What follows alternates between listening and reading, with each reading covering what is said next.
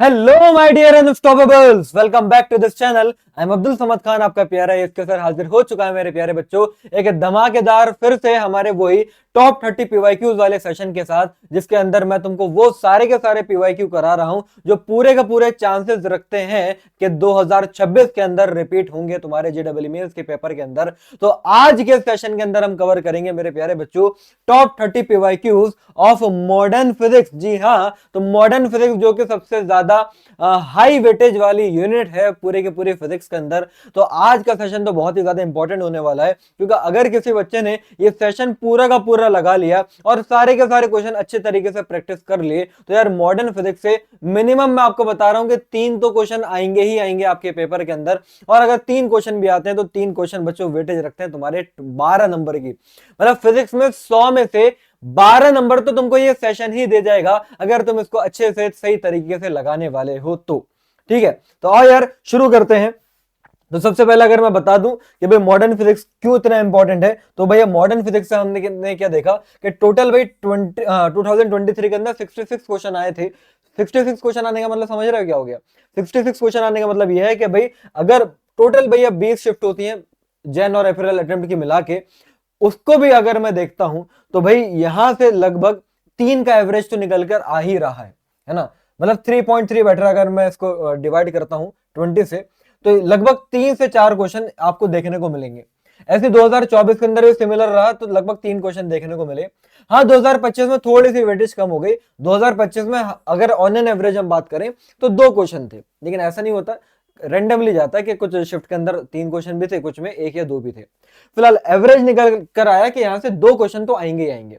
लेकिन क्योंकि modern physics हमेशा से 3 क्वेश्चन लेकर आ रहा है, तो 2025 में अगर थोड़ी सी वेटेज कम हो गई तो हम ये नहीं मान सकते कि भाई यहां सब क्वेश्चन कम आएंगे। तो हम 2026 में भी पूरा ये एक्सपेक्ट करते चल रहे हैं कि भाई सिमिलरली 3 क्वेश्चन तो आएंगे ही आएंगे। तो यहां से भी अगर हम देखें तो 12 मार्क्स की ये सेशन पूरी की पूरी मेरे प्यारे बच्चों जो मतलब वेटेज रखता है। तो इसलिए आप फटाफट कर दो भैया इस वीडियो को लाइक, और अगर इस चैनल पर नए हो तो कर दो मेरे प्यारे बच्चों चैनल को सब्सक्राइब, क्योंकि और बहुत सारी धमाकेदार चीजें चैनल पर आने वाली हैं जो तुम्हारी जेडब्ल्यू मेंस की जर्नी में 4 चांद लगा देंगी। ठीक है, और बहुत ही अच्छा लगा मुझे कि पुराने सेशन बहुत सारे बच्चों ने लगाए और आप लोगों की यार कई सारी कमेंट भी आई हैं, है ना। इसका मतलब ये तो बात तय है कि तुम लोग कितने सीरियस हो अपने फ्यूचर को लेके, वो मुझे पता चल रहा है। हाँ, सब नहीं है, सब नहीं है, ये बात तय है। और यहीं से पता चलता है कि एक्चुअल कंपटीशन 15 लाख बच्चों का है नहीं। एक्चुअल कंपटीशन तो बस वो 1.5 से 2 लाख बच्चों का है जो सीरियसली पढ़ाई कर रहे हैं और जो सेशन लगाते हैं। और मैं अगर उनको कुछ होमवर्क में क्वेश्चन देता हूं तो वो सॉल्व करके कमेंट बॉक्स में आंसर भी देते हैं, है ना। तो जैसे कि मैंने देखा कि लास्ट ईयर का सेशन जब मैंने लिया था, तो मतलब सॉरी लास्ट ईयर नहीं, लास्ट सेशन जो मैंने लिया था वो था मैकेनिक्स का। तो 30 most important PYQs of mechanics जब मैंने कराया, तो उसमें बहुत सारे बच्चों के कमेंट आए, उन्होंने सॉल्व किया। तो जैसे कि मैं कुछ बच्चों का नाम देता हूं, क्योंकि मैंने बोला है बच्चों से कि जब भी आप ये क्वेश्चन सॉल्व करो तो इसको एज अ टेस्ट लो। स्पेशली वो बच्चे जो गदर सेशन मेरा लगा चुके हैं, तो गदर सेशन लगाने के बाद तो फिर तुमको इस सेशन को पूरे का पूरा टेस्ट की तरह देना है, ताकि तुमको पता चले कि गदर सेशन लगा के कितना इंप्रूवमेंट आया। तो जैसे एक बच्चा है, इसका नाम है आकाश। तो सर आज 27 मार्क्स है आउट ऑफ 30 और फुल हाई कॉन्फिडेंस हो गया sir, thank you so much. तो तुम लोग कमेंट पढ़ के यार बड़ी खुशी होती है। बहुत सारे बच्चे हैं, सुरेश है, नगेश है, और कौन कौन है भाई, इस बार 80 पार का नारा तो लग ही रहा है सब तरफ, है ना। और कौन है भाई, 28 क्वेश्चन सही हुए 30 में से नगेश शर्मा के। देन हमारा ये दर्शन है, दिव्या है, जानवी है, रिशु है। बहुत सारे बच्चों के कमेंट आए, मैं सबके तो अभी नहीं पढ़ पाऊंगा, लेकिन सारे बच्चे लगभग आंसर दे रहे हैं। स्वर्णिम है, आदित्य है फिलहाल। तो कहने वाली बात यह है मेरे प्यारे बच्चों, तो आज का सेशन भी आपको उसी तरीके से लगाना है। तो फटाफट एक बार फिर से आप सभी के सभी बच्चे इस सेशन को लाइक कर दो, क्योंकि लाइक करना बहुत ही ज्यादा जरूरी है। क्योंकि जब तक लाइक्स तुम लोग करते रहोगे इस सेशन को, ये वीडियोस आती रहेंगी। मतलब मैं तो दिल से चाहता हूं कि यार मैं लेकर आऊं, लेकिन क्योंकि मेरा टाइम काफी इन दिनों बहुत ही एंगेज्ड चल रहा है, जितना मैं पढ़ा सकता हूं उससे ज्यादा पढ़ा रहा हूं। मेरे पेड बैचेस में भी क्लास हो रही है, गदर में तुम लोग देख ही रहे हो, दिन रात तुम्हारे साथ वहां मेहनत कर रहे हैं।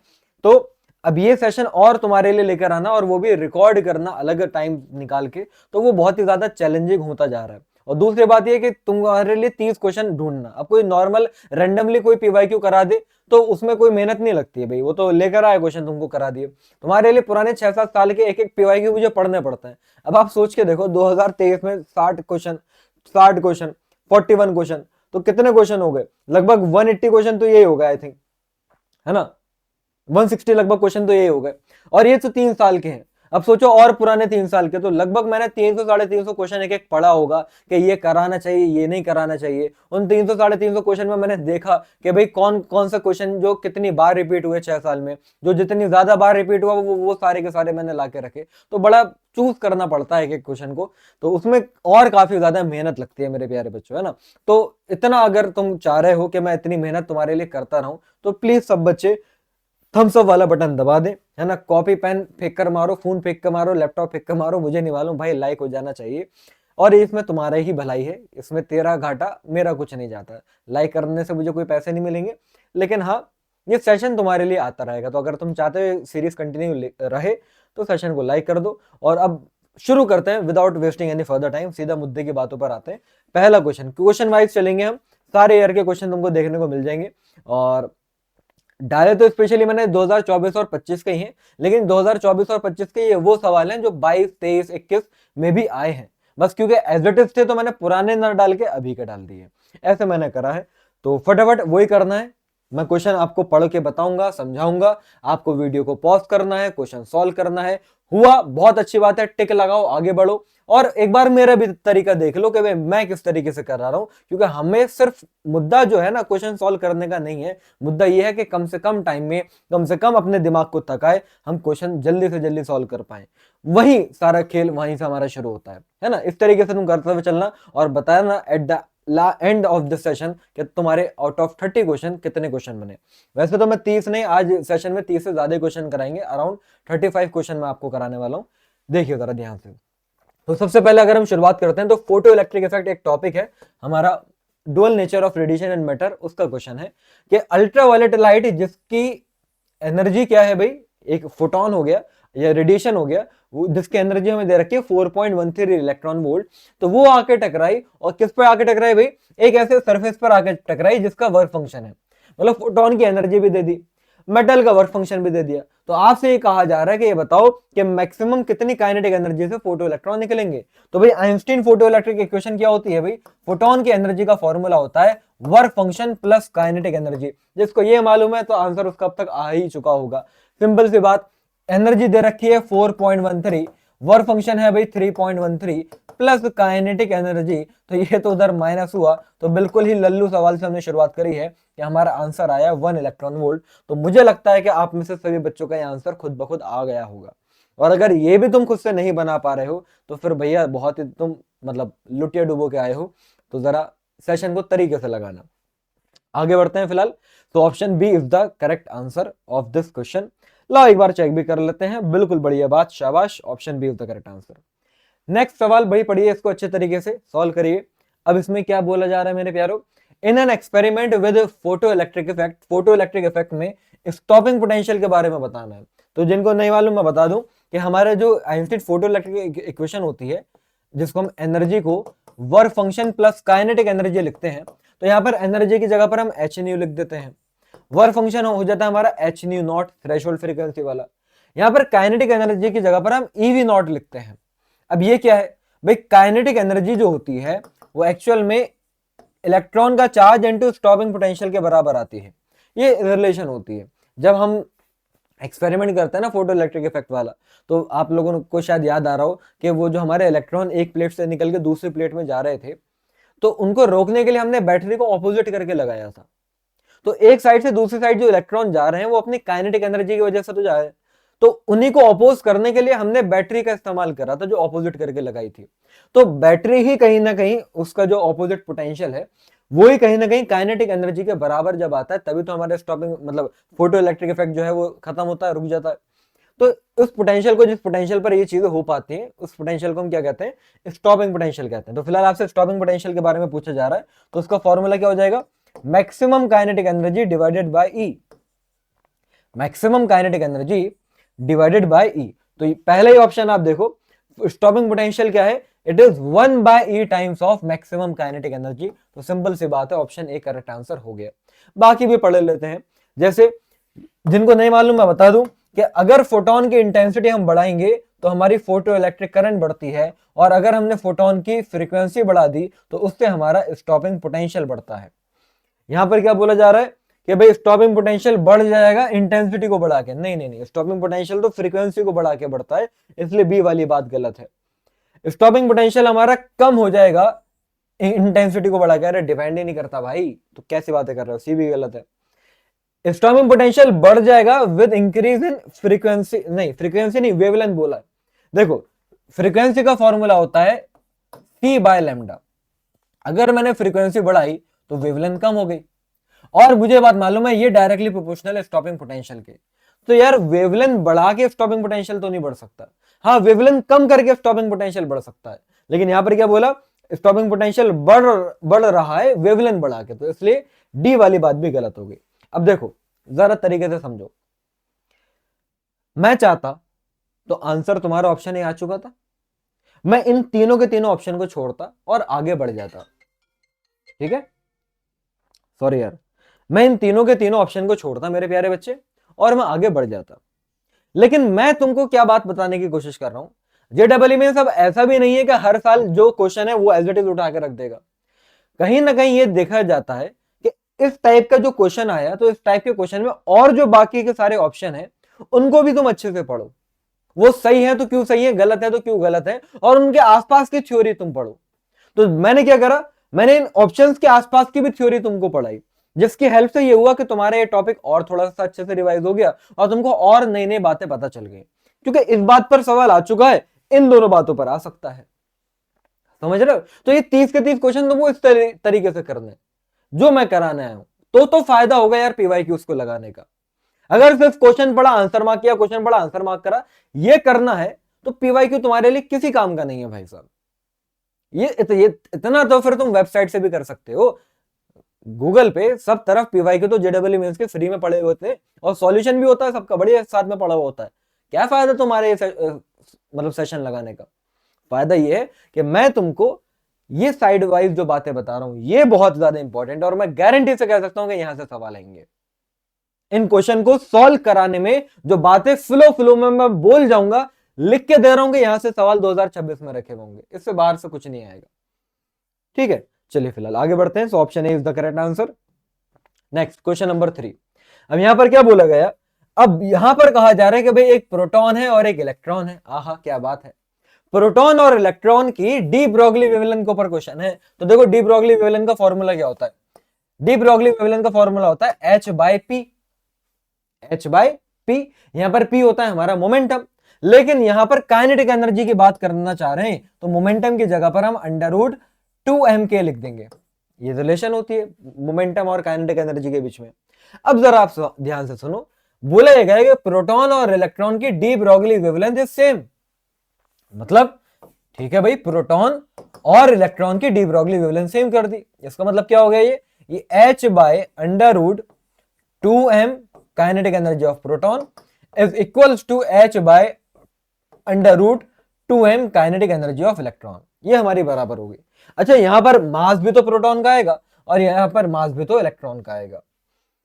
अब मुझसे क्या पूछा जा रहा है, मुझे बताना है कि भाई प्रोटॉन की काइनेटिक एनर्जी ज्यादा है या इलेक्ट्रॉन की ज्यादा है, या क्या रिलेशन है इनके बीच में। सिंपल सी बात है, H से H देखो कट होगा, दोनों साइड स्क्वायरिंग बोथ साइड हमने करा, तो देखो mass of proton kinetic energy of proton is equals to mass of electron and kinetic energy of electron.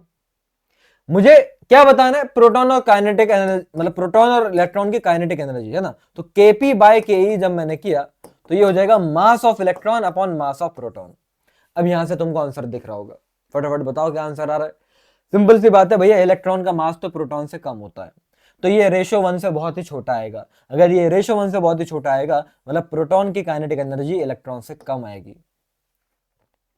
समझ रहे हो? तो नॉर्मली इंसान सोच सकता है कि यार प्रोटॉन का तो मास ज्यादा होता है तो काइनेटिक एनर्जी ज्यादा होगी। नहीं, ऐसा नहीं है। देखो यहां पर प्रोटॉन की काइनेटिक एनर्जी कम और इलेक्ट्रॉन की काइनेटिक एनर्जी ज्यादा आ रही है। So option C is the correct answer. क्या तुम्हारा भी ये आंसर आया है? देख लो भैया, चेक कर लो। आगे बढ़े, बिल्कुल सही, option C is the correct answer. Question number 4 पर आते हैं। फटाफट अब दोबारा से क्वेश्चन को पॉज करो, मतलब वीडियो को पॉज करो, यार मेरी मेरी जबान आज बड़ी स्लिप हो रही है। अभी असल में मैंने गदर का सेशन लिया है ना, और थोड़ा सा भी ब्रेक मिला नहीं है। अब मैं दोबारा तुम्हारे लिए रिकॉर्ड कर रहा हूँ, तो मेरा माइंड थोड़ा सा, हो सकता है कि मैं बोलना कुछ और चाह रहा हूँ, मेरे मुंह से कुछ और निकल जाए। तो भाई उसके लिए थोड़ा सा समझ जाना है ना, तो तुम मेरी भावनाओं को समझना कि मैं कहना क्या चाह रहा हूँ। हाँ, तो यहां पर क्या बोला जा रहा है, in photoelectric experiment energy of 2.48 electron volt, इतनी एनर्जी जो है हमारी फोटोन की है, और स्टॉपिंग पोटेंशियल 0.5 है। तो वर्क फंक्शन बताना है, सिंपल फोटो इलेक्ट्रिक इक्वेशन की कहानी। एनर्जी का फॉर्मूला क्या होता है, work function plus kinetic energy, अभी जस्ट बताया। तो एनर्जी हमें दे रखी है 2.48, ये तो कर ही लोगे। वर्क फंक्शन निकालना है, और काइनेटिक एनर्जी को हम ईवी नॉट बोलेंगे। तो ये 2.48 इलेक्ट्रॉन वोल्ट था, ये 5 एज इट इज, और वी नॉट क्या है 0.5, तो ये हो जाएगा 0.5 इलेक्ट्रॉन वोल्ट। समझ रहे हो, ये इधर आके माइनस हम करेंगे, तो जब हमने ये माइनस करा तो ये 1.98 इलेक्ट्रॉन वोल्ट आ जाएगा। तो ऑप्शन ए करेक्ट आंसर हो जाएगा। देख लो जरा इसको अच्छे तरीके से, फिर हम आगे बढ़ते हैं। चलिए भाई साहब, आइए, ये आंसर आया आपका, बिल्कुल सही, option A is the correct answer. Question number 5 की तरफ चलते हैं, और अब यहां पर सवाल है हमारा पावर का। कई बार ऐसा भी होता है कि भाई हमें फोटोन की एनर्जी ना देके, जिस सोर्स से लाइट के पार्टिकल या फोटॉन्स निकल रहे हैं, उस सोर्स की पावर ही दे दी जाती है। तो यहां पर क्या बोला गया, टू सोर्स ऑफ लाइट, दोनों की पावर है 200 वॉट। अब यहां पर एक फॉर्मूला होता है जो कि अच्छे खासे डेरिवेशन करके आता है, लेकिन मैं आपको बता दूं कि पावर का फॉर्मूला होता है हमारा एन एच न्यू। अच्छा खासी डेरिवेशन भी नहीं, नॉर्मल डेरिवेशन करके आता है। देखो देखो, एनर्जी का फॉर्मूला क्या होता है, एनर्जी का फॉर्मूला होता है सर जी एच न्यू, फोटोन की।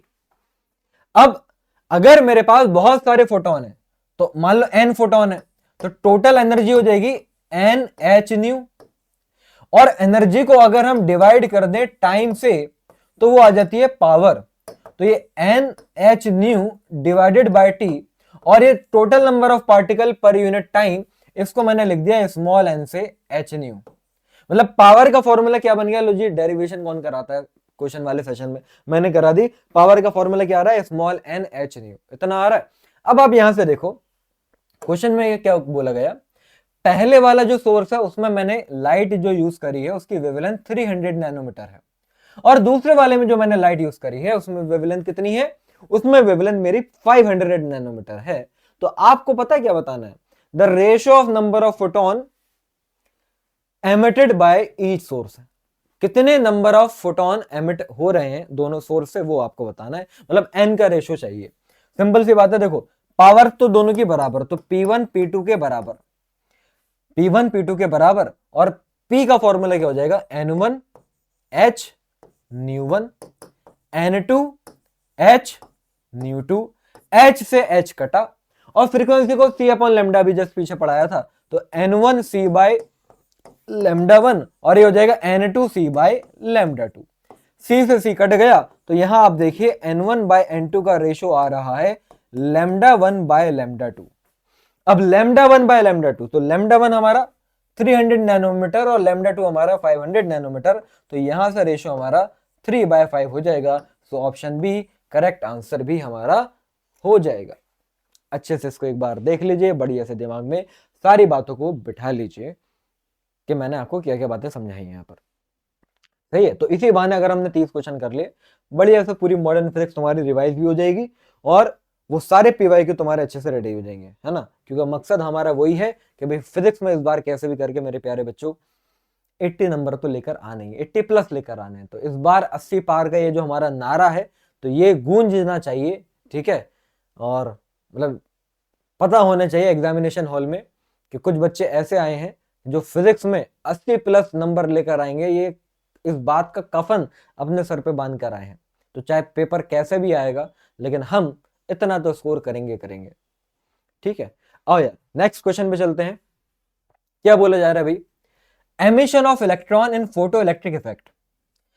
फोटो इलेक्ट्रिक इफेक्ट में जो हमारे इलेक्ट्रॉन निकलते हैं मेटल की सरफेस से, उसको सप्रेस मतलब रोका जा सकता है अगर आप ऑपोजिट बैटरी का से पोटेंशियल दे दें, मतलब जिसको हम स्टॉपिंग पोटेंशियल कहते हैं। हाँ, तो बिल्कुल सही बात है, ऐसा रोका जा सकता है, तो असर्शन सही हो जाएगा बिल्कुल।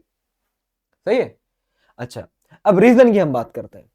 तो रीजन में क्या बोला गया, जो हमने नेगेटिव इलेक्ट्रिक पोटेंशियल दिया जो कि स्टॉपिंग पोटेंशियल होता है, उसका ग्राफ अगर हम बनाए विद फ्रीक्वेंसी तो ग्राफ लीनियरली जाता है।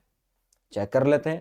देखो इक्वेशन क्या थी, फोटोन की energy h nu is equals to work function. Work function क्या होता है भाई, h nu not plus kinetic energy जो कि होती है हमारी ईवी नॉट। यहां से अगर मैं इसको इधर भेज दूं तो ईवी नॉट आएगा H new minus H nu not, या फिर ई मैं डिवाइड में भेज दूं तो स्टॉपिंग पोटेंशियल आएगा H new bye E minus का एच न्यू नॉट बाय ई। अब यहां पर आप देखो, क्या ये स्ट्रेट लाइन की इक्वेशन नहीं है? क्या ये y is equals to m x plus c से कंपेयर नहीं कर सकते क्या हम इसको? बिल्कुल कर सकते हैं। तो यहां पर अगर मैंने ऐसे किया तो यहां पर देखो y एक्सिस पर v नॉट आ रहा है, मतलब ये स्टॉपिंग पोटेंशियल आ गया, और x एक्सिस पर आ रहा है फ्रीक्वेंसी। ठीक है, और ग्राफ हमारा क्या है, स्ट्रेट लाइन है। तो यहां पर स्लोप भी देख लो, लाओ स्लोप भी लिख देते हैं। तो स्लोप कितना है भाई, m की जगह पर h बाई ई आ रहा है, तो m की जगह पर मैंने h बाई ई लिखा। और c की जगह पर, इंटरसेप्ट की जगह पर क्या आ रहा है, इंटरसेप्ट की जगह पर आ रहा है माइनस का फाइव बाई, मतलब stop work function upon electron का चार्ज। तो ग्राफ कैसा जाएगा भाई, इंटरसेप्ट नेगेटिव स्लोप पॉजिटिव, तो लाइन ऊपर उठनी है, लेकिन कट नेगेटिव एक्सिस पे करेगा तो ये ग्राफ जो जाएगा वो कुछ इस तरह से ऐसे जाता है। तो बिल्कुल सही बात है, ग्राफ लीनियर है, तो रीजन भी हमारा यहां पर सही हो गया। लेकिन देखो अभी ये मैंने आपको बात करा दी, ग्राफ लीनियर मैंने पता करा दिया, लेकिन जरूरी कौन सा है कि बस क्वेश्चन में यही तुमसे पूछ ले जाए कि हमारा जो ग्राफ है वो लीनियर है? नहीं, हो सकता है आपसे पूछ लें कि स्टॉपिंग पोटेंशियल वर्सेस फ्रीक्वेंसी के ग्राफ में स्लोप क्या आता है, तो सर जी स्लोप h बाई ई आता है। इंटरसेप्ट क्या आता है, तो सर जी वो वर्क फंक्शन अपॉन इलेक्ट्रॉन का चार्ज आता है। ये बात आपको अच्छे से समझ में आनी चाहिए, इनको जरा बढ़िया से नोट करो। एक क्वेश्चन इस टाइप का और अभी आएगा, देख लीजिए।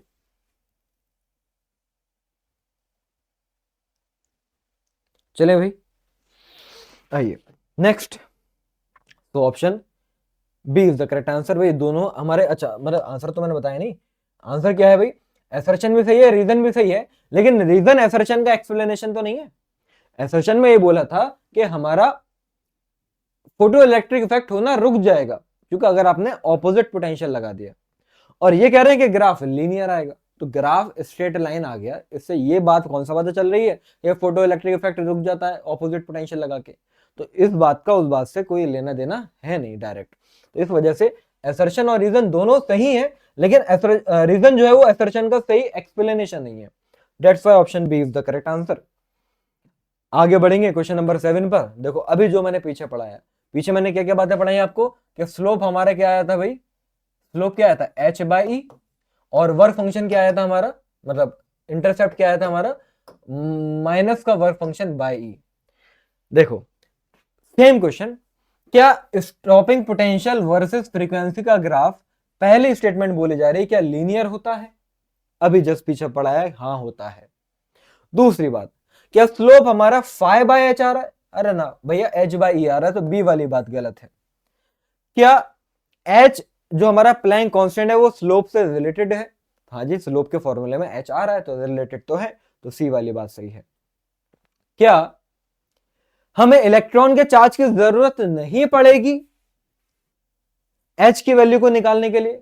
भैया एच की वैल्यू अगर निकालनी है, स्लोप तुम्हारे पास है, तो इलेक्ट्रॉन के चार्ज की तो जरूरत पड़ेगी ना रखने की, इसके बिना कैसे आएगा एच?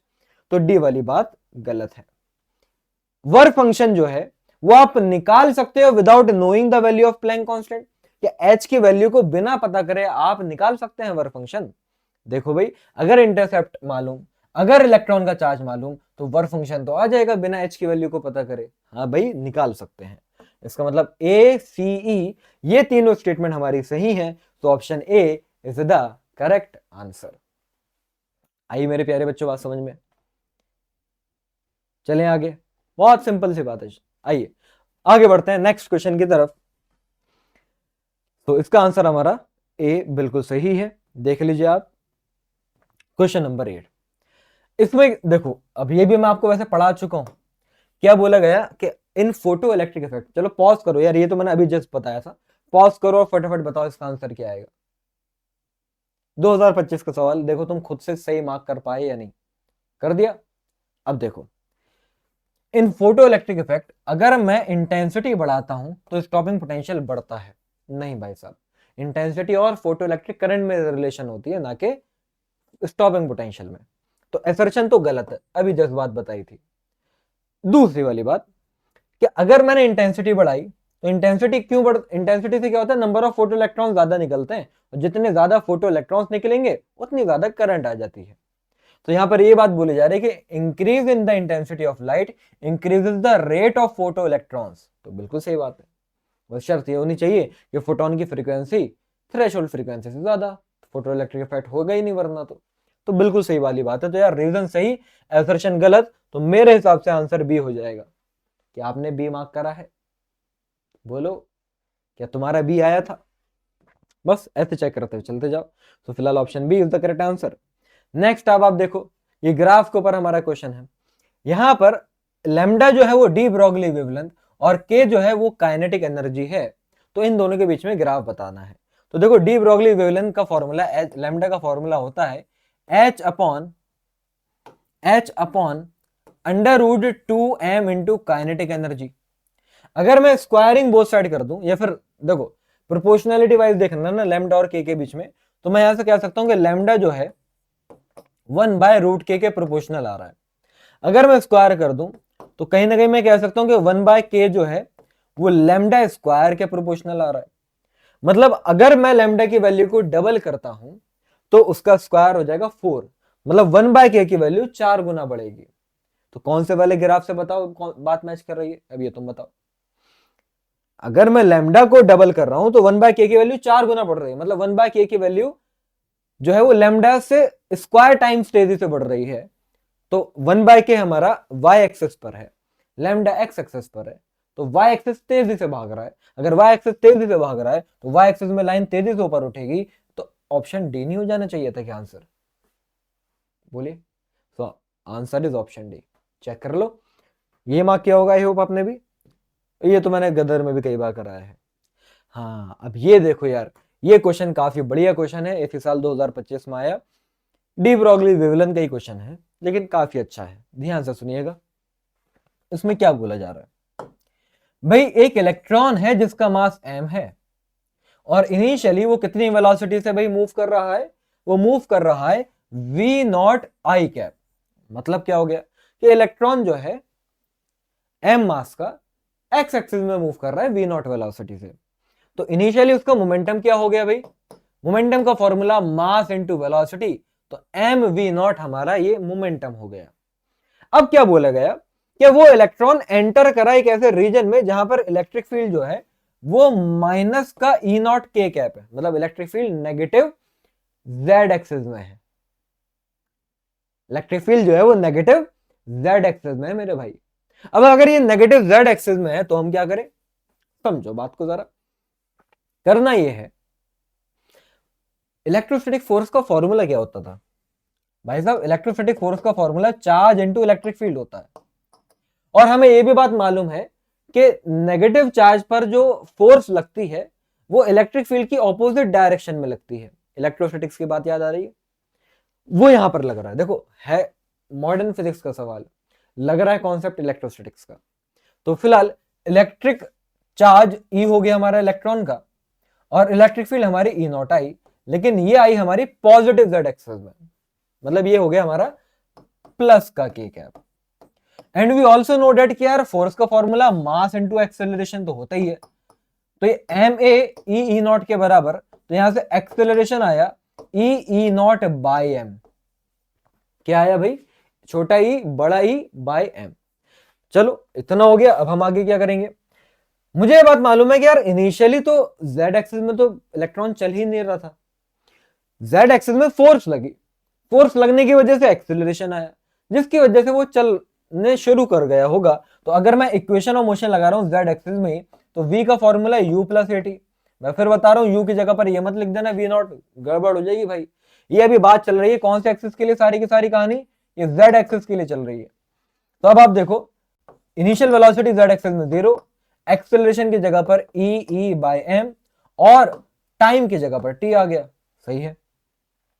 तो अब मोमेंटम क्या हो गया भाई, फाइनल मोमेंटम क्या हो गया भाई, एक्स एक्सिस में तो चल ही रहा था पहले भी और अब भी चल रहा होगा। तो मोमेंटम का फॉर्मूला मास इनटू वेलोसिटी, तो m v not i cap plus, अब जेड एक्सिस का जो मोमेंटम आया वो क्या होगा भाई, मास इनटू वेलोसिटी कितनी, small e capital E by m into t, ये हमारा आया के कैप। बच्चों मैं बता रहा हूँ ये क्वेश्चन अपने आप में काफी बढ़िया है, तो तुमको बहुत ध्यान से सुनना पड़ेगा। कोई भी स्टेप अगर लगे कि भाई समझ में नहीं आ रहा तो दोबारा बैक करो फिर सुनो, बार बार सुनना पड़ेगा तो तुमको अच्छे से समझ में आएंगी बातें। थोड़ा सा लेंथी क्वेश्चन है, ठीक है। तो लल्लू लल्लू सवाल करके खुश होता रहोगे क्या? ईमानदारी से बताओ कि 10th वाला क्वेश्चन तुम खुद से कर पाते? मैंने ऐसे एक सवाल पिछले क्वेश्चन में भी किया, मतलब पिछले सेशन में भी किया था। बहुत सारे बच्चों ने, मैंने कहा था कि अगर तुम ये करके दिखा दे तो आंसर आ जाता तो तुम्हारा मैं मान जाऊंगा तुमको। तो सेम उस क्वेश्चन को अगर तुम खुद से कर पाए, ये तो अभी मैं सॉल्यूशन करा रहा हूं, लेकिन अगर तुमने पॉज करके इस क्वेश्चन को खुद से सॉल्व करके आंसर निकाल दिया है तो भाई साहब, मतलब मेरा बस करे तो भाई मैं तुमको गले लग जाऊं, मेरे लिए तुम इतने प्यारे हो, ठीक है। तो बताना जरा मुझे कमेंट बॉक्स में कि कितने बच्चे, कौन ऐसा है जो ये सवाल खुद से सॉल्व कर पाया मेरा बिना किसी हेल्प के। फिलहाल यहां एम से एम कटा, तो अब हमारा जो फाइनल मोमेंटम आया वो फाइनल मोमेंटम कितना आया भाई, m v not i cap plus, m से एम तो कट गया तो small e capital E t j cap. अभी भी आंसर नहीं आया। अब ये तो मोमेंटम वेक्टर फॉर्म में है ना, यहां पर मोमेंटम वेक्टर फॉर्म में है तो उसका रिजल्टेंट, तो रिजल्टेंट हम कैसे निकालेंगे, तो वो अंडर रूट करके स्क्वायर का सम, तो ये हो जाएगा m square v not square और ये हो जाएगा small e square capital E square t square. अब ये हमारा फाइनल मोमेंटम आया है। तो फाइनल वेवलेंथ क्या रही होगी वो आपसे पूछ रहे हैं, तो अब फाइनल डी ब्रॉगली वेवलेंथ क्या होगी? इनिशियल डी ब्रॉगली वेवलेंथ पता क्या थी, लैम्डा नॉट थी। तो लैम्डा नॉट पता है हमारे लिए क्या था, एच बाय इनिशियल मोमेंटम मतलब h by m v not, ये लैम्डा नॉट था। अब आप देखो लैम्डा क्या आएगा फाइनल डी ब्रॉगली वेवलेंथ, तो एच बाय फाइनल मोमेंटम, तो जो कि हो जाएगा under root m square v not square plus e square t square. मुझे क्या करना है, मुझे आंसर लैम्डा नॉट की टर्म्स में चाहिए, तो मुझे यहां पर h by m v not बनाना पड़ेगा। तो मैं क्या करता हूं, अंदर से जबरदस्ती एम वी नॉट कॉमन निकालता हूं। देखो क्या हुआ, अगर जब मैंने कॉमन निकाला तो ये एम वी नॉट बाहर आ गया, तो अब रूट में पता है क्या बचा, यहां पर 1 बचा और यहां पर small e square capital E square t square by m square v not square. और ये जो आप देख रहे हो अब ये हमारे लिए लैम्डा है, तो हमारा मतलब लैम्डा नॉट है। तो लैम्डा की वैल्यू क्या आ रही है, लैम्डा नॉट अपॉन में under root 1 plus e square t square by m square v not square, जो कि हमारा ऑप्शन सी से मैच कर रहा है। देख लो भाई साहब, डी ब्रॉगली वेवलेंथ के सारे सवालों में सबसे तगड़ा सवाल अभी आप ये सामने करके बैठे हो। इसको जरा एक बार दो बार देखना और ईमानदारी से जितने भी बच्चे अभी यहां तक पहुंचे हैं मुझे जरा बताना कि क्या तुमको ये क्वेश्चन नंबर 10 समझ में आया, तो लिखना कि सर क्वेश्चन नंबर 10 समझ में आ गया, और अगर नहीं आया तो भी बताना कि सर नहीं आया समझ में। मैं कमेंट में देखना चाहूंगा कि कितने बच्चे ऐसे हैं जो इस सवाल तक पहुंच पाए और समझ पाए, ठीक है। प्लीज यार बताइएगा, मैं वेट करूंगा और कमेंट देखूंगा तुम लोगों की। अच्छे से देखना, एक दो बार देखना, पूरे एफर्ट लगाने पड़ेंगे तब जाके आएगा भाई। मैं तो आसान करके समझा सकता हूं ना, एफर्ट तो तुम ही लगाओगे, दिमाग तो तुम ही लगाओगे यार, है ना। चलिए, लेंथी क्वेश्चन है, टफ तो नहीं है, तो फिलहाल option C is the correct answer. आगे बढ़ते हैं क्वेश्चन नंबर 11 के ऊपर।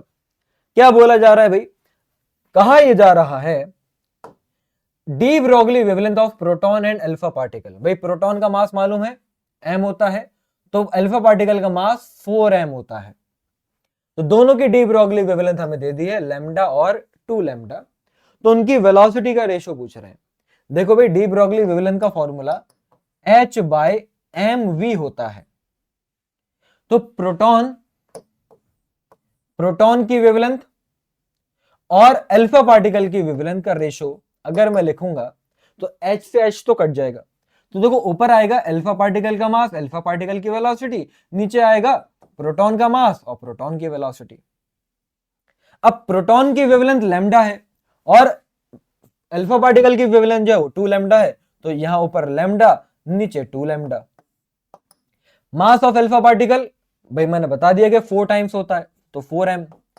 वेलोसिटी ऑफ अल्फा पार्टिकल नहीं मालूम। अच्छा ये m हो गया और ये vp हो गया। तो देखो लैम्डा से लैम्डा का कटा, m से m कटा, हमें क्या चाहिए, velocity of proton and alpha particle का रेशियो। अब तो आ ही गया आंसर। तो यहां से ये vp बाय वी अल्फा बताओ कितना आ रहा है, ये 2 ऊपर जाएगा तो 8:1 रेशियो हमारा आ रहा है। तो option A is the correct answer. अच्छे से इसको एक बार देख लीजिए और फिर हम बढ़ते हैं आगे। मजा आ रहा है, सिंपल सवाल भी है, अच्छे लेवल के सवाल भी है, इजी वाले भी सवाल है। जिस तरीके से 2026 में आएंगे क्वेश्चन उसी टाइप के मैं तुमको करा रहा हूं। बस करते जाओ सुकून से और समझते जाओ।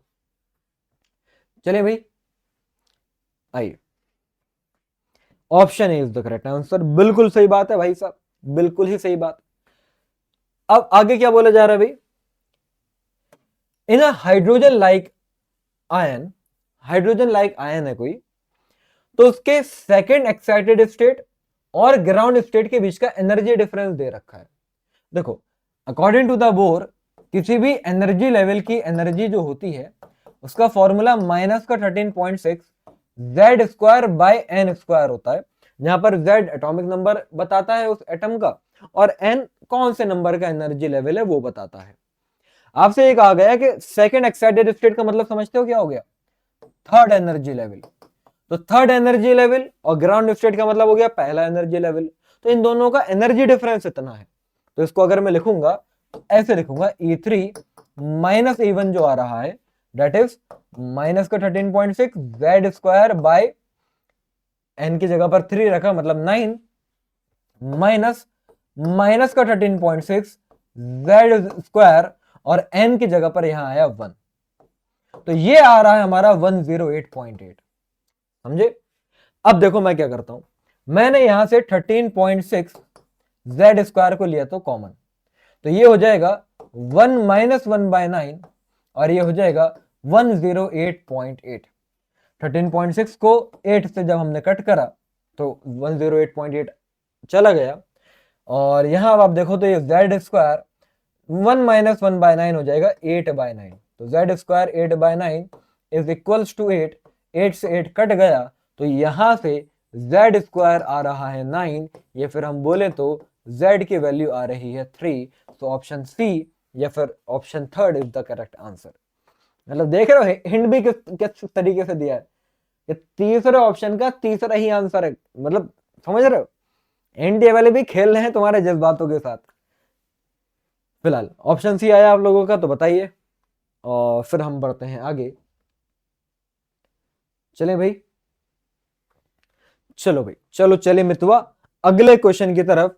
तो यहां पर हमारा आंसर बिल्कुल सही है कि सी आया है। अब क्वेश्चन नंबर 13 में देखो क्या बोला जा रहा है, इसी साल का सवाल है ये।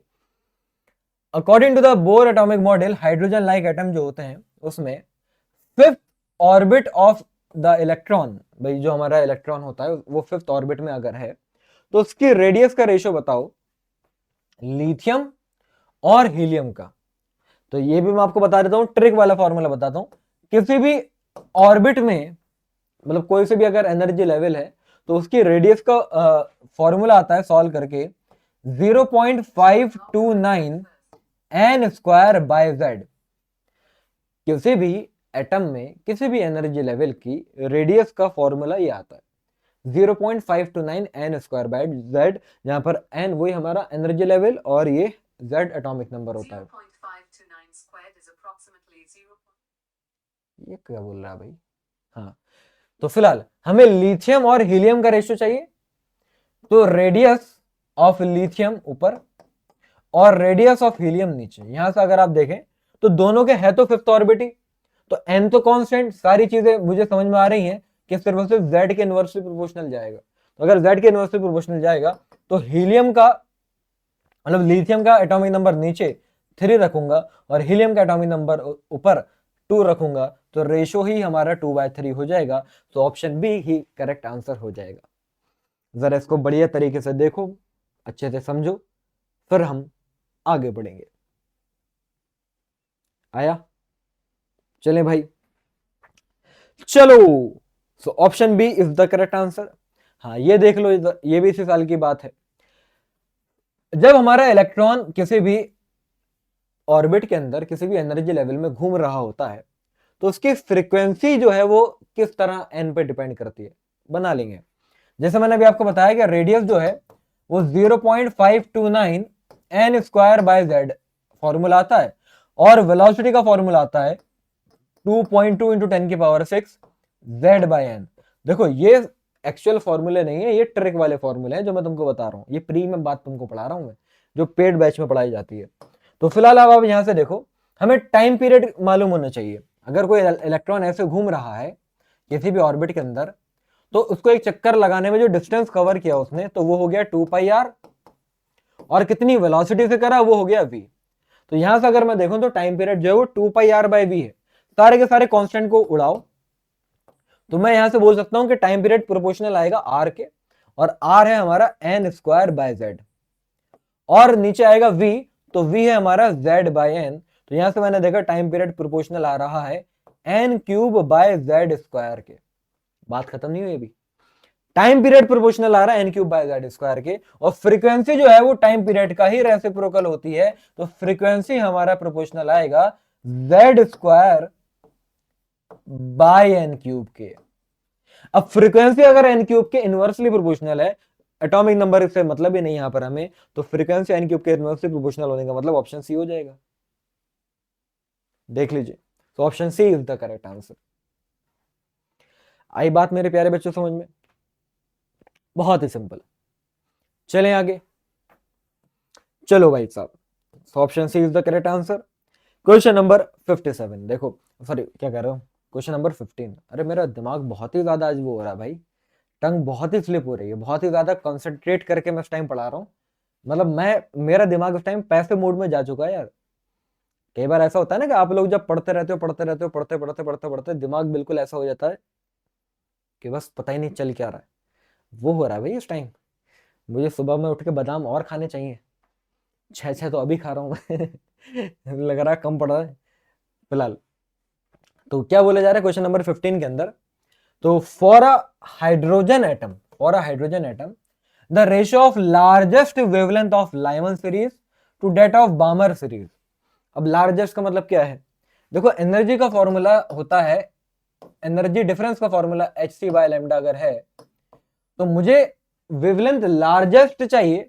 तो अगर वेवलेंथ लार्जेस्ट चाहिए तो एनर्जी का गैप मिनिमम होना चाहिए। वो हाइड्रोजन स्पेक्ट्रम पढ़ते हैं ना, लाइमन बामर बाल्सन सीरीज। तो ये जो हमारी सीरीज है, तो जब हमारा इलेक्ट्रॉन पहले एनर्जी लेवल पर आता है, समझ रहे हो, पहले एनर्जी लेवल पर आता है, तो वो लाइमन सीरीज बोली जाती है। तो लाइमन सीरीज की लार्जेस्ट वेवलेंथ का मतलब समझते हो कि एनर्जी का गैप मिनिमम। एनर्जी का गैप मिनिमम होने का मतलब समझते हो कि इलेक्ट्रॉन जो है वो सेकंड से ही फर्स्ट एनर्जी लेवल पर आ रहा होगा। तो मेरे लिए n1 हो जाएगा 1 और n2 हो जाएगा 2। फॉर्मूला क्या होता है वेवलेंथ का? तो 1/λ is equals to R Z square 1/n1 square minus 1/n2 square होता है। हमेशा याद रखना, n1 छोटा नंबर होगा, n2 बड़ा नंबर होगा, और r रेडबर्ग कांस्टेंट होता है जो तो अभी कट ही जाएगा, फिर भी इसकी वैल्यू बता देता हूं, 1.09 इंटू 10⁻7 पर मीटर होता है, जिसको 1.1 हम लिख देते हैं। z एटॉमिक नंबर है। चलिए फिलहाल लिखते हैं। तो लाइमन सीरीज की कहानी, तो 1/λ लाइमन क्या हो जाएगा, आर जेड स्क्वायर 1 माइनस 1 का स्क्वायर तो 1 ही हो गया ना, 2 का स्क्वायर मतलब 1/4। तो ये सॉल्व करके आर जेड स्क्वायर 3/4 आ गया।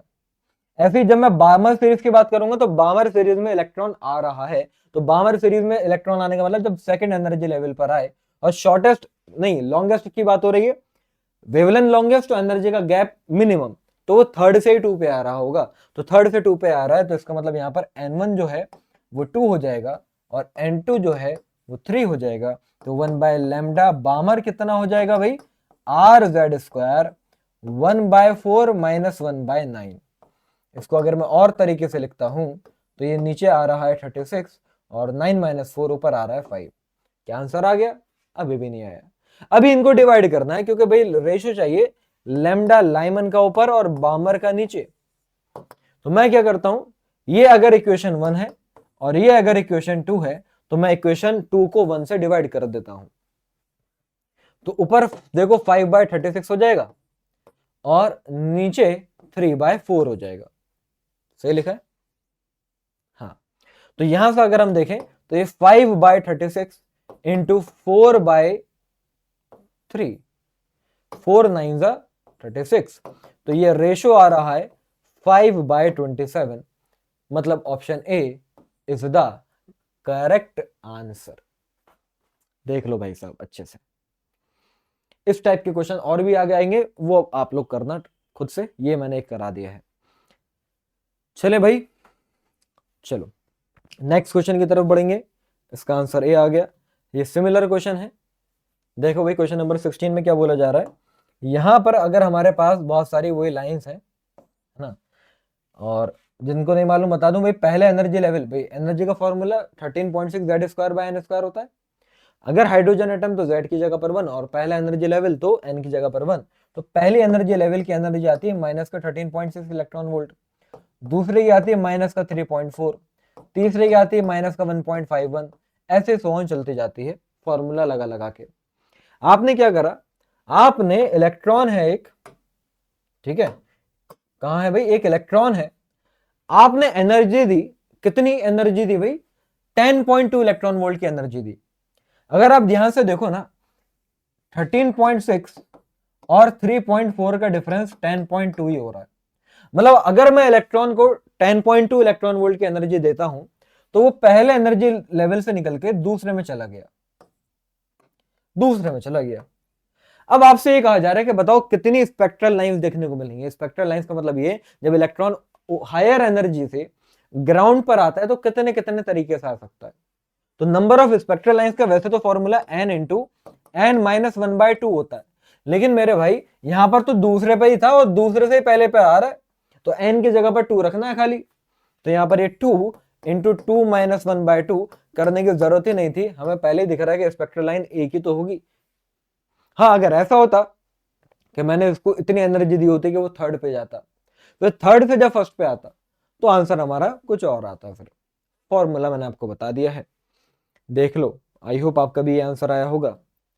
नेक्स्ट क्वेश्चन, चलो फटाफट क्वेश्चन पढ़ो, वीडियो को पॉज करो और बताओ इसका आंसर क्या आ रहा है, फिर चेक करना कि मेरा आंसर क्या था। ठीक है, करिए भाई जल्दी से। हाँ भाई, हुआ क्या? तो इसमें क्या बोला गया कि एक हमारा न्यूक्लियस है और वो टूटा है भाई दो स्मॉलर न्यूक्लियाई के अंदर। ठीक है, तो उसमें एक का मास जो है उसका रेशियो 2 है और दूसरे का, मतलब मास का रेशियो दे दिया, एक का मास अगर 2 है तो दूसरे का मास 1 है, इस टाइप से ये बोल रहे हैं। तो कहा जा रहा है कि after disintegration they will move. Simple सी बात है, आप ऐसा समझो कि अगर ये न्यूक्लिया है जिसका टोटल मास m था, अब ये दो पार्ट में टूटा है और इनिशियली तो ये रेस्ट पे था, तो यहाँ पर सिंपल कंजर्वेशन ऑफ मोमेंटम लगेगा कि जब ये इनिशियली रेस्ट पे था तो इनिशियली इसकी वेलोसिटी 0 थी, तो हमें ये बात मालूम है कि इसका इनिशियल मोमेंटम 0 था। लेकिन जब ये टूटा तो दो पार्ट में टूटा, एक का मास हो गया भाई m, है ना, एक का मास हो गया 2m और एक का मास हो गया m। अब ये कितनी कितनी वेलोसिटी से जा रहे होंगे, तो सिंपल सी बात है, वी नो डेट कि भाई from the law of conservation of momentum, अगर कोई एक्सटर्नल फोर्स ना लगे तो टोटल मोमेंटम हमारा इनिशियल और फाइनल का बराबर ही रहता है। तो इनिशियल का मोमेंटम जो है वो फाइनल के बराबर आएगा। अब इनिशियल का तो 0 है और फाइनल का क्या हो जाएगा भाई 2m इंटू v1 और यहां पर m इंटू v2। यहां से अगर आप देखो तो ये m तो कैंसिल आउट, मतलब कॉमन लेके गया, तो ये 2v1 आ रहा है माइनस का v2, या फिर मैं बोलूं वेलोसिटी का रेशियो v1/v2 आ रहा है माइनस का 1/2। तो वेलोसिटी का रेशियो 1:2 आ रहा है। अगर मास का रेशियो 2:1 है तो वेलोसिटी का रेशियो 1:2 है। और दूसरी बात ये कि यहां पर माइनस का साइन आया, तो माइनस का साइन वो इस बात का रिप्रेजेंटेशन है कि भाई वो दोनों पार्टिकल ऑपोजिट डायरेक्शन में मूव कर रहे होंगे। तो क्या बोला जा रहा है भाई पहला ऑप्शन में कि move in the opposite direction with the speed in the ratio of 1:2। तो भैया ऑप्शन ए से ही ये बात मैच कर रही है, सिंपल सी बात है। ठीक है, तो option A is the correct answer. Question number 18 देखिए, अब अगर मैं 1 ग्राम के सब्सटेंस को लाइट की स्पीड से भगाऊं तो वो कितनी एनर्जी देगा वो हमें बतानी है। तो एनर्जी का फॉर्मूला होता है mc²। मास है 10⁻³ किलोग्राम हो जाएगा, और लाइट की स्पीड 3 × 10⁸ होती है, तो उसका स्क्वायर 9 × 10⁻16 हो जाएगा। तो ये सॉल्व करके 9 × 10⁻- का नहीं प्लस का 13 आ रहा है। इतनी जूल हमारी एनर्जी आ रही है। लेकिन आंसर काय में दे रखा है भाई, आंसर इलेक्ट्रॉन वोल्ट में दे रखा है। तो वी नो डेट कि भाई 1 इलेक्ट्रॉन वोल्ट में 1.6 × 10⁻19 जूल्स होते हैं। तो क्या करेंगे, तो एक जूल में कितने इलेक्ट्रॉन वोल्ट होंगे भाई, 1.6 से डिवाइड करा दो आप इसको, तो ये 9 × 10⁻13 को डिवाइड कराएंगे हम 1.6 × 10⁻19 से। आई बात समझ में। तो यहां सब जो भी हमारा आंसर आएगा वो इलेक्ट्रॉन वोल्ट में आएगा। और देखो 9 को जब 1.6 से डिवाइड कराओगे तो वो 5.6 होता है।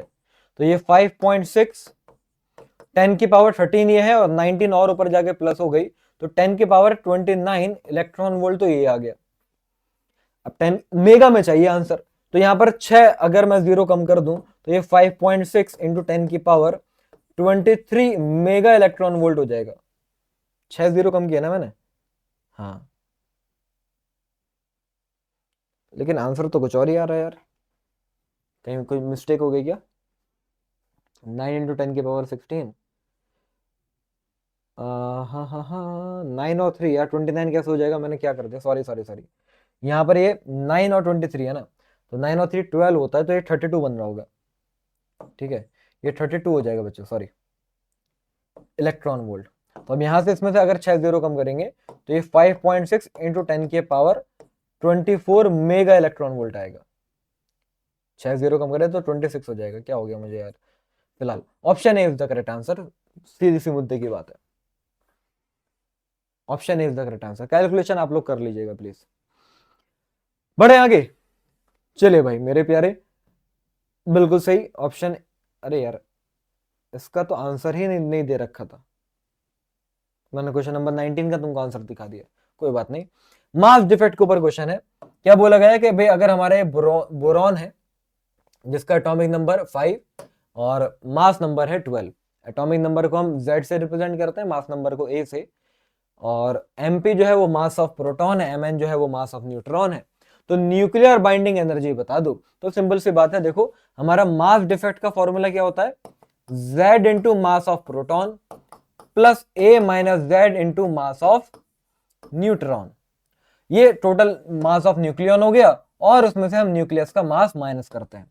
तो एटॉमिक नंबर क्या है भाई 5, तो 5 इंटू मास ऑफ प्रोटॉन, और 12 में से 5 गया तो बचे 7, तो 7 हो जाएगा mass of neutron minus mass of actual nucleus, जो कि M n लिखा हुआ है, शायद M n है या M नॉट है, शायद M नॉट होगा ये, तो M नॉट मैंने लिख दिया है। सही है। अब ये तो मास डिफेक्ट आ गया, क्या करना है हमें, बाइंडिंग एनर्जी बतानी है।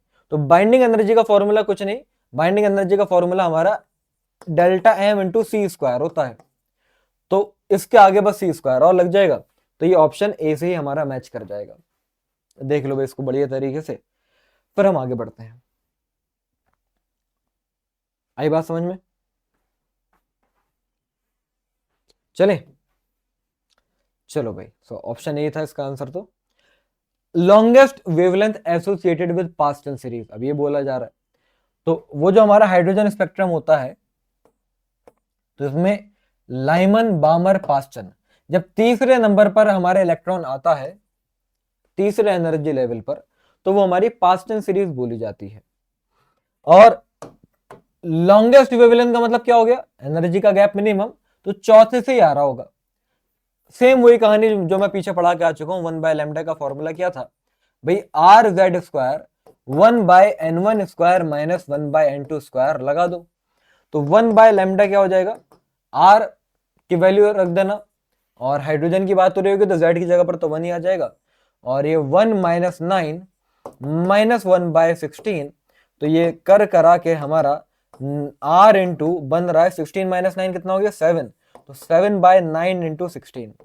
अब इसके आगे की भैया मजदूरी तुम लोग करो, क्योंकि मेरी मजदूरी आज अच्छा खासी हो चुकी है, और मेरा दिमाग ऐसा हो रहा है कि भैया कुछ हो ना जाए मुझे आज। दिमाग बिल्कुल ही ऐसा हो रहा है, बिल्कुल कैसे बताऊं मैं तुमको, काम ही नहीं कर रहा जबरदस्ती। मैं दिमाग को सोचने पर मजबूर कर रहा हूं, दिमाग खुद से नहीं सोच रहा, वरना खुद से मेरा फ्लो में मैं सॉल्व करता हूँ चीजों को। पता नहीं क्या हुआ आज। चलिए फिलहाल तो 9 × 16/7 × 1.1 × 10⁻⁷ इसको अप्रोक्सीमेशन से भी सॉल्व करोगे तो शायद आंसर मिल जाएगा।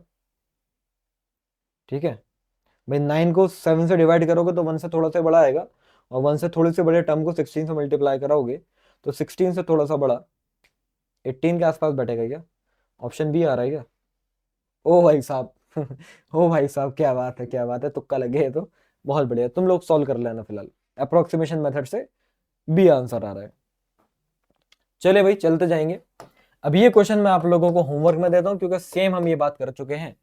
The ratio of shortest wavelength, तो इस बार वेवलेंथ शॉर्टेस्ट है तो एनर्जी का गैप मैक्सिमम होगा। एनर्जी का गैप मैक्सिमम होने का मतलब पता क्या हो गया कि जब आप ये बामर सीरीज करोगे तो फॉर बामर सीरीज मेरे प्यारे बच्चों इलेक्ट्रॉन आएगा तो हमारा दूसरे एनर्जी लेवल पर ही, क्योंकि दूसरे पर आता है। लेकिन एनर्जी का गैप मैक्सिमम करने के चक्कर में हमारा इलेक्ट्रॉन आएगा इंफिनिटी से, तो N2 की जगह पर इंफिनिटी रख देना। सेम ऐसी लाइमन में भी क्या होगा, इलेक्ट्रॉन आएगा तो पहले एनर्जी लेवल पर ही, लेकिन आएगा कहां से, आएगा इंफिनिटी से। अब यहां से 1/λ बामर का 1/λ लाइमन का करके उन दोनों का आप रेशो निकाल दीजिएगा, सेम हम जैसे पीछे कर आए थे। तो मैं चाहूंगा कि इस 21 वाले क्वेश्चन का आप सभी बच्चे खुद से सॉल्व करके वो आंसर बताएं ABCD में से क्या आ रहा है। मैं इसके जरूर आप सबसे कमेंट देखना चाहूंगा, देखता हूं कितने बच्चे करके बताते हैं। तो ये मैं छोड़ रहा हूं। अब देख लो भाई, न्यूक्लियर रिएक्शन के ऊपर सवाल क्या बोला जा रहा है यहां पर, which of the following nuclear reaction possible होगी, जो ऑप्शन में दे रखी है, जब हम 92 यूरेनियम 235 में 92 यूरेनियम 235 में क्या ऐड कर दे, एक न्यूट्रॉन ला के ऐड कर दे। तो ये सिंपल रिएक्शन बैलेंस करनी होती है। आप देखो नीचे हमारा एटॉमिक नंबर कितना है, इधर 92 और इधर 0, तो आप ऐसे देखो कि भाई इन सब का सम भी 56 और 38 और इधर 0, ये सब कर करा के नीचे 92 बैठना चाहिए। अब देखो मैं 56 अगर 38 करता हूं ऐड तो 92 तो नहीं आ रहा, इसलिए ऑप्शन ही नहीं हो सकता। और नीचे वाला मैच हो जाए तो ऊपर वाला भी देखना है कि ऊपर टोटल कितना मास नंबर बैठ रहा है, ये 235 और ये 1 है, तो मतलब ऊपर 236 रहना चाहिए। ऐसे करते करते जब आप चेक करोगे तो आपको ऑप्शन डी मैच करता हुआ दिखेगा। 56 + 36 92, 144 + 89 + 3, क्योंकि एक न्यूट्रॉन नहीं है 3 है, तो +3 वो करके हमारा 236 ही आंसर आ रहा है ऊपर मास नंबर में। So option B will be the correct answer. Okay, सही है बिल्कुल। और देख लो भाई, मास नंबर ऑफ न्यूक्लियस, देखो भाई किसी भी न्यूक्लियस के रेडियस का फॉर्मूला मालूम है क्या होता है, वो होता है R0 × A का क्यूब रूट। जहां पर R0 जो होता है वो लगभग 1.2 फर्मी होता है, 1.2 × 10⁻⁻15। फिलहाल उससे अभी मतलब है ही नहीं, वो तो कट ही जाएगा। बोला जा रहा है कि किसी भी न्यूक्लियस की रेडियस हमारे मास नंबर के क्यूब रूट के प्रोपोर्शनल होती है। तो mass number of nucleus having radius equals to half of the radius of nucleus with mass number 192। मतलब कहा जा रहा है कि एक हमारा कोई न्यूक्लियस है जिसकी रेडियस जो है किसी दूसरे न्यूक्लियस की आधी है। तो हमारे न्यूक्लियस की रेडियस का फॉर्मूला R0 A1 की power 1/3 will be equals to दूसरे वाले की आधी, मतलब R0 A2 की पावर 1/3, ऐसे ही होगा। चलो फटाफट पॉज करो, अब बताओ हमें A1 निकालना है, तो A1 क्या आ रहा है, आया? देखो R0 से R0 कटेगा, और अगर मैं पूरी इक्वेशन का क्यूब कर दूं तो ये A1 is equals to 1/8 A2 हो जाएगा। और A2 ही तो दे रखा था 192, दूसरे वाले न्यूक्लियस का मास नंबर। तो 1/8 × 192 भाई 8 2 16, 8 4 32, तो 24 से मैच कर रहा है। So option B is the correct answer. देख लीजिए भाई इसको भी अच्छे से, अभी है काफी सवाल, क्योंकि टोटल 35 क्वेश्चन कराऊंगा मैं आपको। 30 है वैसे तो टॉपिक हमारा, लेकिन टोटल 35 क्वेश्चन कराऊंगा। क्योंकि कुछ क्वेश्चन जब मैंने एक्स्ट्रा डाल दिए थे और फिर मुझे उनको हटाना अच्छा नहीं लगा, मुझे लगा कि यार ऐसा ना हो कि यही आ जाए और मैं वही हटा रहा हूँ। डेट्स वाई 30 PYQs के नहीं है आज, आज 5 क्वेश्चन मेरी तरफ से एक्स्ट्रा हैं तुम लोगों को, ठीक है। So option B is the correct answer. Question number 24 पर आते हैं। क्या बोला जा रहा है भाई? The ratio of magnitude of kinetic energy to the potential energy of the electron, जो क्या है फिफ्थ एक्साइटेड स्टेट में। अब ये क्या है? ये तो हमें मालूम ही है कि भाई पोटेंशियल एनर्जी जो होती है वो कोई से भी स्टेट हो यार, कोई से भी एनर्जी लेवल हो, सब में पोटेंशियल एनर्जी तो काइनेटिक एनर्जी का डबल होती है और माइनस का साइन भी आता है। समझ रहे हो? तो आपको क्या बताना है? काइनेटिक और पोटेंशियल एनर्जी का रेशो। तो वो तो 1:2 आ रहा है मैग्नीट्यूड वाइज अगर मैं देखूं तो। लल्लू सवाल बिल्कुल। Option C is the correct answer. चलिए नेक्स्ट क्वेश्चन। अब ये बढ़िया क्वेश्चन है, इसको आप ध्यान से देखो। इसमें क्या हो रहा है भाई, हमारी एक न्यूक्लियर रिएक्शन हो रही है और 2 स्टेप में हो रही है। तो इस पूरे का पूरे प्रोसेस में कितनी हमारी एनर्जी रिलीज हुई होगी वो आपको बतानी है। तो पहले इन दोनों रिएक्शन को जब मैं ऐड करूंगा ना, तो ऐड करके देखो पता क्या आ रहा है। ऐसा तुम लोग केमिस्ट्री में भी करते होगे। तो 1H3 से 1H3 कट गया, एक न्यूट्रॉन से इधर ही एक न्यूट्रॉन कट गया। तो जब मैंने दो इक्वेशन को ऐड करा तो नेट रिएक्शन पता क्या आ रही है? 3Li6 plus 1H2 is equals to 2He4। ये हमारी रिएक्शन निकल कर आ रही है, 2He4। ये अब हमारी नेट रिएक्शन निकल कर आई। और आपको सबके मास दे रखे हैं, तो आपसे कहा जा रहा है कि कितनी एनर्जी रिलीज हुई होगी। तो अगेन मुझे वही मास डिफेक्ट करना है। कैसे करेंगे हम भाई? एनर्जी का फॉर्मूला क्या हो जाएगा? तो पहले रिएक्टेंट का मास माइनस प्रोडक्ट का मास। तो रिएक्टेंट का मास मतलब पहले मैं मास रखूंगा किसका? लिथियम का। फिर मैं मास रखूंगा ये ड्यूट्रियम का, और उसमें से मास कर दूंगा माइनस किसका? हीलियम का। तो 2 हीलियम है तो 2 इंटू मास ऑफ हीलियम को मैं यहां से सब्ट्रैक्ट कर दूंगा।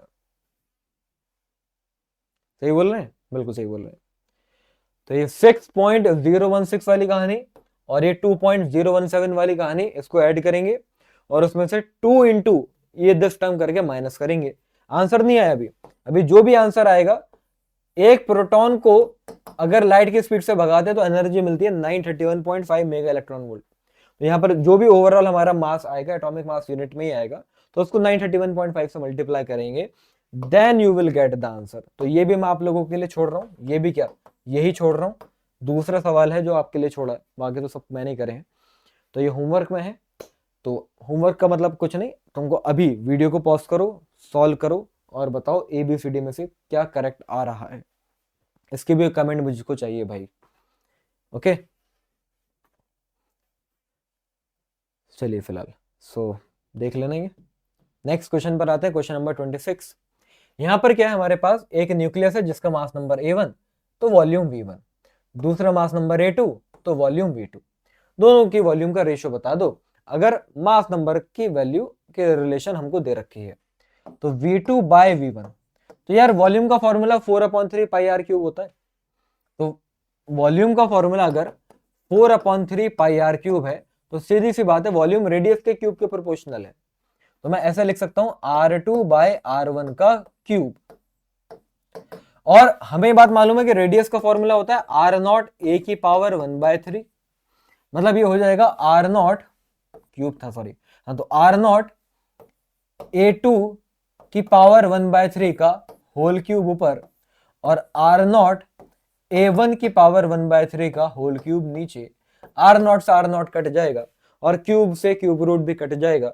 तो यहां से V2 बाय V1 का ratio simple A2 bye A1 ही आया। बेवजह की बाल मजदूरी करवा दी तुमने मुझसे, है ना? मैं भी तो बाल ही हूं फिलहाल। बाली बाली याद आ गया मुझे। चलो, तो A2 हमारा 4A1 हो गया, तो ये 4A1 बाय A1 हुआ। तो A1 से A1 कटा तो रेशो 4:1 आ रहा है। तो आंसर विल बी 4। बढ़िया से अच्छे से तरीके से इसको देख लीजिए, फिर हम आपको लेके चलते हैं अगले सवाल की तरफ। पता नहीं यार तुम लोगों को मजा भी आ रहा होगा, समझ में भी आ रहा होगा या नहीं आ रहा होगा, पता अजीब से ही स्टेट ऑफ माइंड में मैं इस टाइम पढ़ा रहा हूँ। ये तो दवाइयों का असर है ये फिर रेस्ट ना मिलने की वजह है, जो भी है। लेकिन मैं अपने एंड से तो यार पूरे एफर्ट डाल रहा हूँ कि तुमको अच्छे से बातें समझ में आ रही हूँ। और ऐसे क्वेश्चन हमने गद्दार में भी काफ़ी करे हैं, तो बस मैं तुम लोगों को पॉलिश ही कर रहा हूँ यहाँ पर। बता देना यार समझ में आ रहा है या नहीं आ रहा है। चलें आगे। हाँ जी, अगले क्वेश्चन की तरफ। इसका आंसर बिल्कुल सही, 4:1 आ रहा है। चलो क्वेश्चन नंबर 27 है, इसके बारे में आप बताओ। इसी साल में आया हुआ क्वेश्चन है ये, ट्राई करो खुद से। हम थोड़ा पानी पी ले भाई।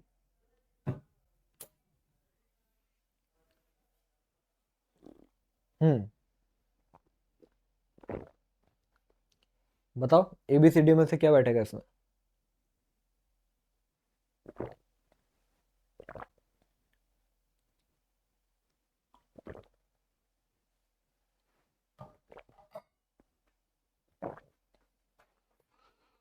बोला ये जा रहा है असर्शन में बाइंडिंग एनर्जी पर न्यूक्लियन जो होती है वो प्रैक्टिकली इंडिपेंडेंट होती है मास नंबर के 30 से 170 के बीच की रेंज में। तो जब हम बाइंडिंग एनर्जी पर न्यूक्लियन का ग्राफ देखते हैं ना विद मास नंबर, तो आप लोगों ने देखो ये ग्राफ जो है ना ऐसे करके जा रहा होता है।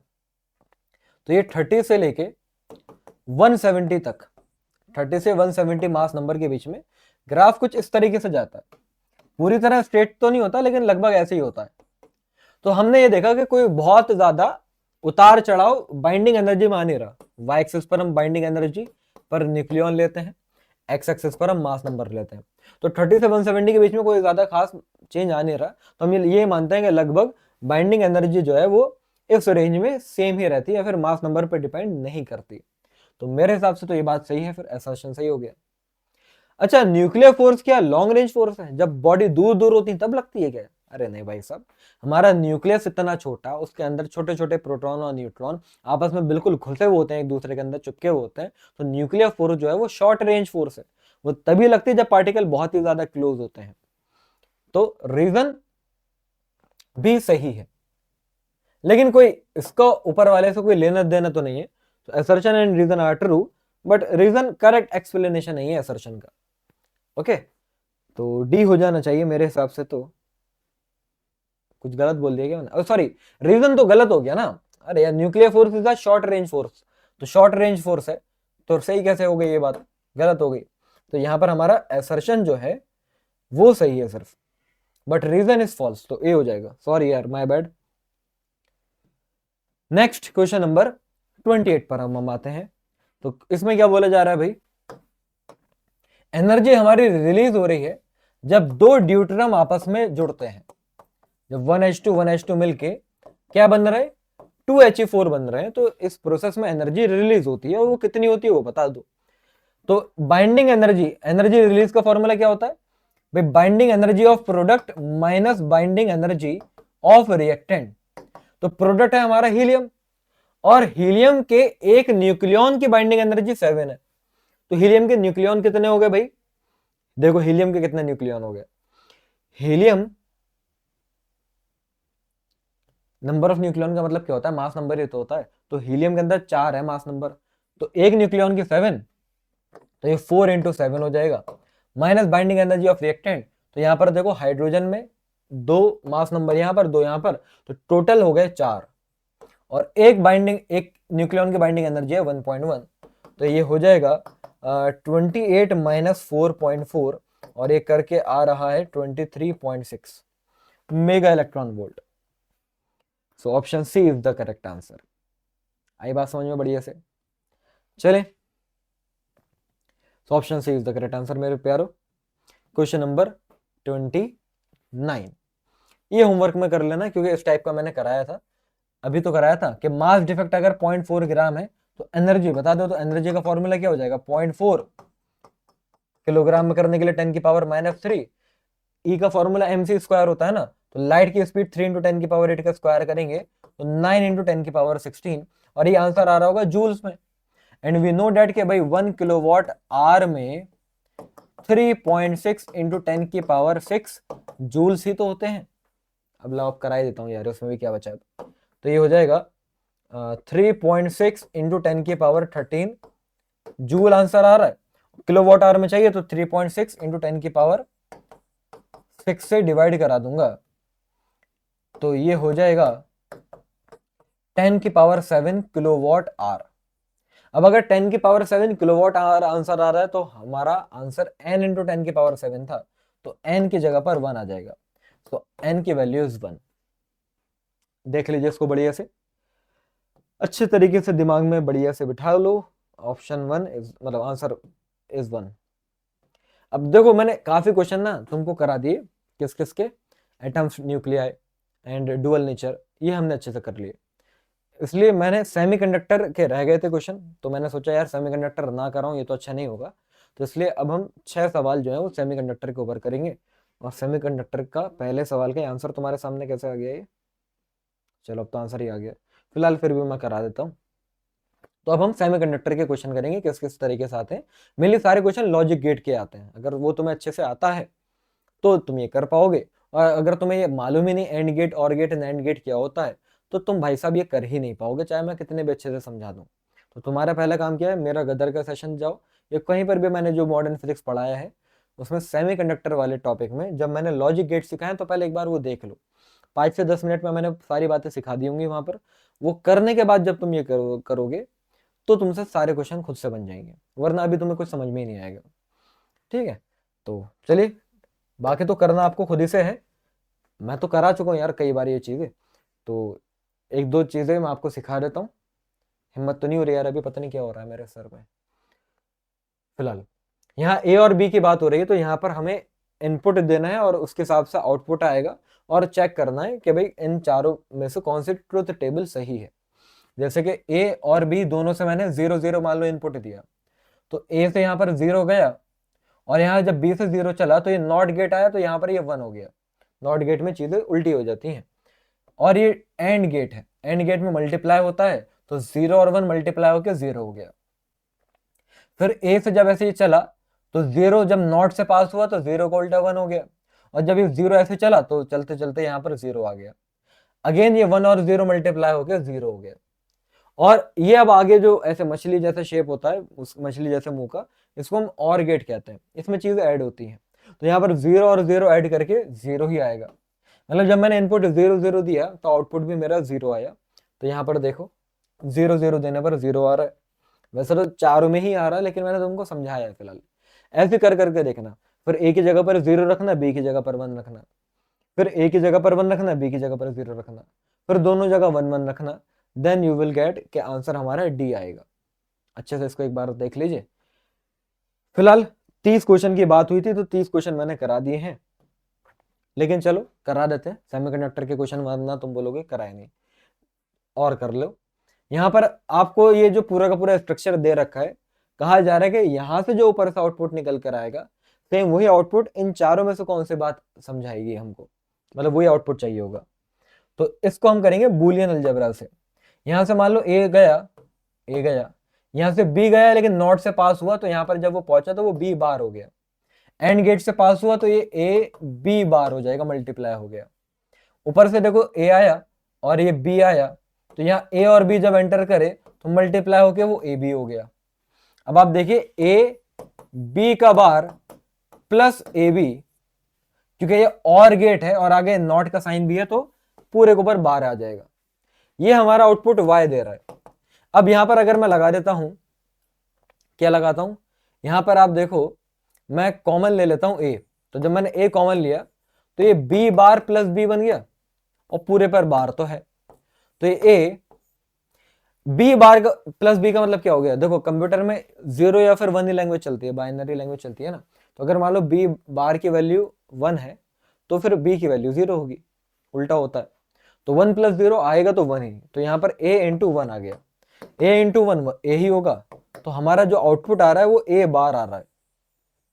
आउटपुट अगर a बार है तो अब इनमें से किससे a बार मिलेगा, ये तुमको मजदूरी अच्छे खासे करनी पड़ेगी।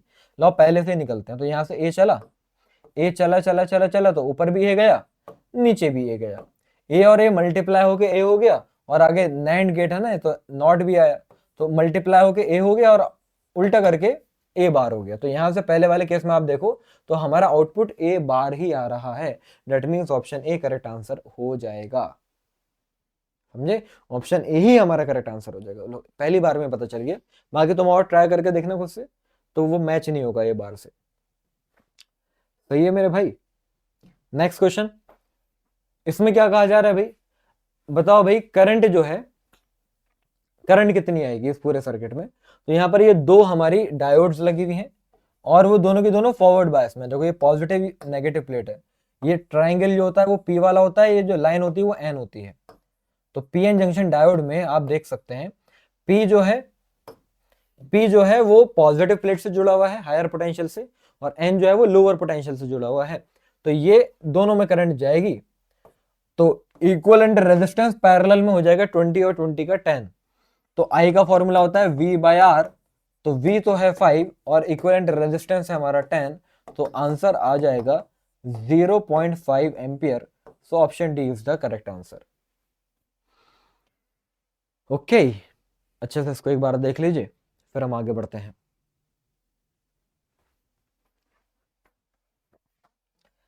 So option D is the correct answer.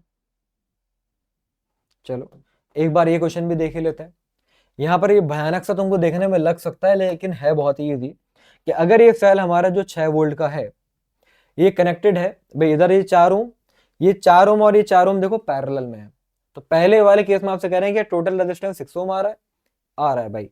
देखो ये 4 और 4 पैरेलल में हो गया 2, और फिर 2 प्लस 4 सीरीज में हो गया 6। तो इक्विवेलेंट रेजिस्टेंस तो 6 आ रहा है, बिल्कुल सही बात है।